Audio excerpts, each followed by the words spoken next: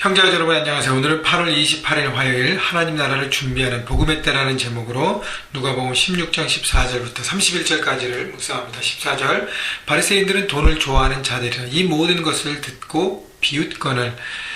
자, 어저께 예수님께서 그 부자와 청지기 얘기하면서 우리가 돈을 관리하는 청지기로서의 삶을 얘기합니다. 그래서 마지막에 하나님과 재물을 겸하여 섬길 수 없다. 두 주인을 섬길 수 없고 물질이 주인이 되든, 그러니까 세상의 가치가 주인이 되든, 하나님의 주인이 되든, 한 가지만 붙들어야 된다. 다시 말하면, 물질은 우리의 삶의 주인이 되면 삶의 문제가 되는 것이고, 그것 때문에 우리는 망한 인생이 된다는 것을 암시하는 것입니다. 자, 그런데 바리새인들은 돈을 좋아하기 때문에 이 모든 것을 듣고 비웃었습니다.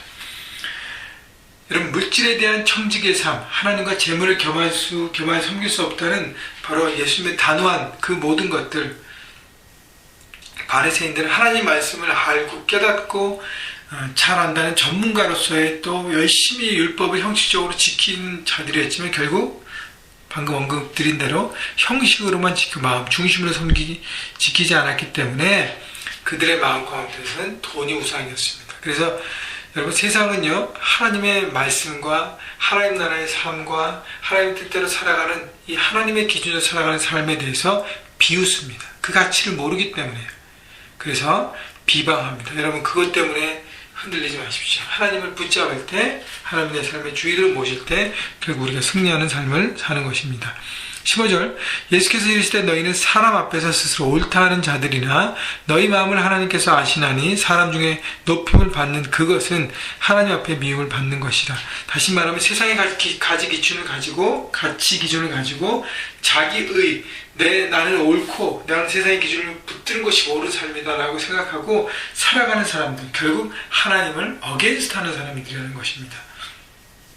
그래서 나를 스스로 높이는 자, 그 돈을 붙잡고 지식을 붙잡고 힘을 붙잡고 그런 줄을 붙잡으면서 성공의 가도로 달리면서 나가는 사람들, 결국은 하나님에게 어게인스트하는 삶을 사는 것입니다. 16절 율법과 선지자는 요한의 때까지요 그 후부터는 하나님 나라의 복음이 전파되어 사람마다 그리로 침입하느니라.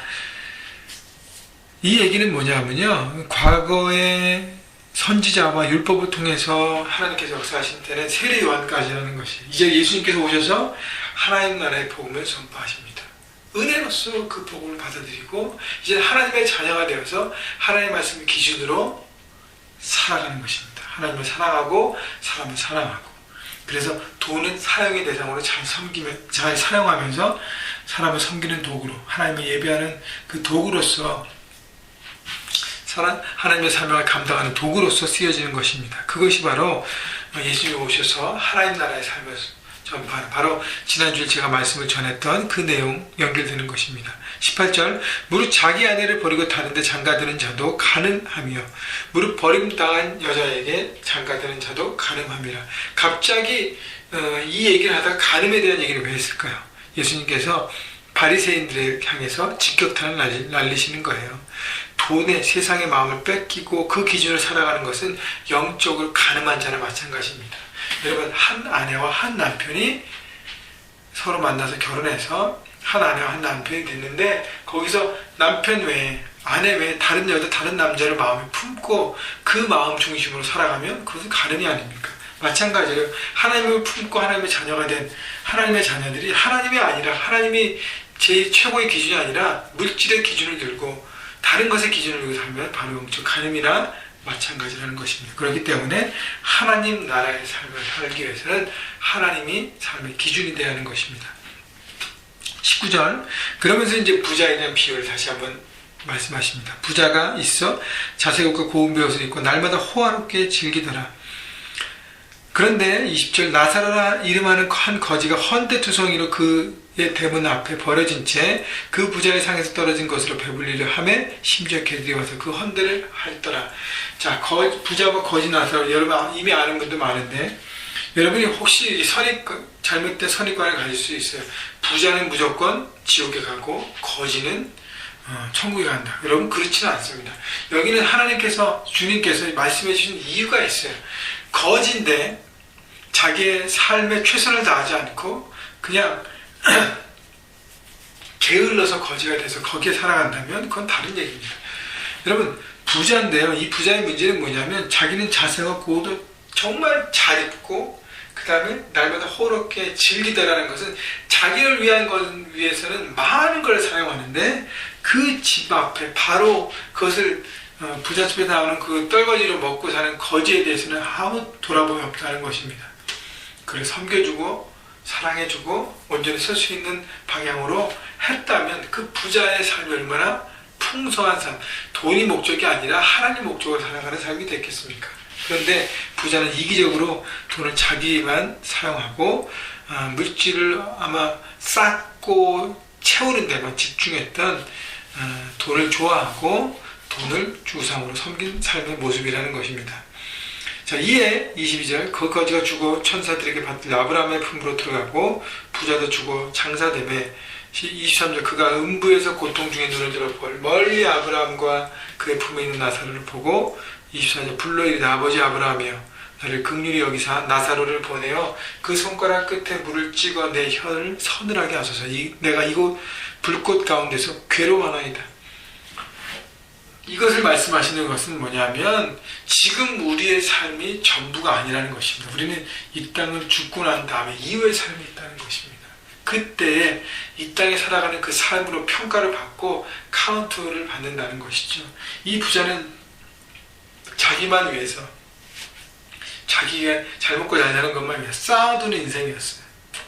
그래서 결국은 지옥에서 정말 고통스러운 시간을 가져서 물 한 모금 한 그 터치가 정말 간절할 정도로 뜨거움 속에서 괴로움 속에 살아가는 것이죠. 25절 아브라함이 이르되 예 너는 살았을 때 좋은 것을 받았고 나사로는 고난을 받았으니 이것을 기억하라. 이제 그는 여기서 위로를 받고 너는 괴로움을 받느니라. 세상 가운데 최선을 다해서 하나님의 나라를 살아가면서 혹시 부족하면 살았지라도 또 세상에서 고통받고 막 질타를 받는 비방받는 웃음거리가 됐을지라도 하나님 품에서 존귀한 사람으로 위로를 받게 되는 것입니다. 그러나 자기만 이익을 추구하고 돈의 우상에 들어서 돈돈돈하는 인생의 마지막은 이렇게 괴로움의 인생이 되는 것이죠. 그래서 26절 그뿐 아니라 너희와 우리 사이에 큰 구렁텅이가 놓여 있어 여기서 너희에게 건너가고자 하되 갈 수 없고 거기서 우리에게 건너올 수도 없게 하였느니라. 자, 그래서 그 천국과 지옥 사이에는 큰 구렁텅이에서 넘어갈 수 없다는 것이 다시 얘기하면 더 이상의 기회가 없다는 것입니다. 그때 가서 후회하면 이제 too late이라는 것이죠. 그래서 이 땅을 살아가면서 마음을 돌이키고 재물과 물질과 돈이 주인이 아니라 하나님의 주인된 삶을 살아야 하는 것입니다. 27절 이르되 그러면 내 아버지여 구하오니 나사로를 내 아버지 집에 보내서 소서 내 형제 다섯이 있으니 그들에게 증언하게 하여 그들로 이 고통을 받는 곳에 오지 않게 하소서. 그 부자의 형제들도 마찬가지로 부자로 자기만 위해 사는 것이라고 우리가 추측할 수 있잖아요. 그래서 나사로를 좀 보내줘서 그들에게 지금 죽음의 삶이 얼마나 고통스러운지 알게 해주세요. 그래도 형제를 사랑하는 마음, 걱정하는 마음은 인간의 어떤 기본 양심이 있습니다.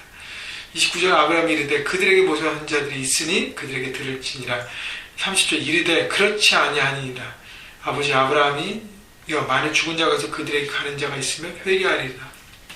하나님께서 말씀하신 것은 이미 그들에게 선자했고 말씀을 전하는 사람도 있고 그들에게 들을 수 있는 주변에 많은 사람들이 있다. 문제는 그들이 마음을 열지 않고 듣지 않는 것이다. 그때 부자가 뭐래요? 그렇지 않아요. 죽은 자 가운데서 가서 생생하게 전하는 사람이 있으면 들을 것입니다. 31절 하나님께서 말씀하시기를 이르되 모세와 선지자들에게 듣지 아니하면 비록 죽은 자 가운데서 살아나는 자가 있을지라도 권함을 받지 아니하리라 하였다 하시리라. 지금에 있는 들려지는 말씀을 듣지 않는 사람은 누구가 보내도 듣지 않는다는 것이죠. 여러분 예수님께서 말씀하신 건 뭐예요? 예수님 직접 내가 와도 전해도 않는 사람이 이렇게 많고 너희도 지금 듣지 않는데 뭐 누가 가느냐는 것이죠. 여러분 중요한 것은 내 마음을 열고 물질의 부유함에 갇히는 두는 인생이 아니라 그 물질의 부유함에 가치를 두는 인생은 결국 허망하고 아무것도 쓰잘데기 없는 멸망의 인생을 사는 것을 깨달아야 하는 것입니다. 예수님께서 미리 보여주신 것이죠. 미래를 미리 보여주신 것입니다. 여러분 마음을 비우세요.